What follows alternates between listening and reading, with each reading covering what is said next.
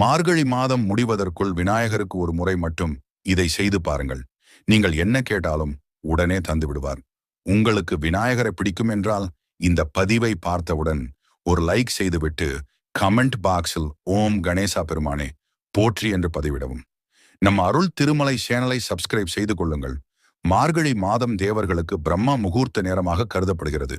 எனவே அதிகாலையில் எழுந்து இந்த வழிபாட்டை செய்வது பல கோடி மடங்கு நன்மைகளை தரும். உங்களால் பிரம்மா முகூர்த்தத்தில் செய்ய முடியாவிட்டால் மற்ற நேரங்களிலும் செய்யலாம். செய்ய வேண்டியவை: விநாயகப் பெருமானுக்கு தண்ணீரால் அபிஷேகம் செய்வது அவருக்கு மிகவும் பிடித்தமான ஒன்று. அருகிலுள்ள அரச மரப்பிள்ளையார் அல்லது சிறிய விநாயகர் கோவிலுக்கு சென்று 5, 7, 9 அல்லது 11 என்ற ஒற்றைப்படை எண்ணிக்கையிலான குடங்களில் தண்ணீரில் சிறிதளவு மஞ்சள் தூள் கலந்து உங்கள் கைகளாலேயே அபிஷேகம் செய்யலாம். மார்கழி மாதம் முடிவதற்குள் ஒரு முறையாவது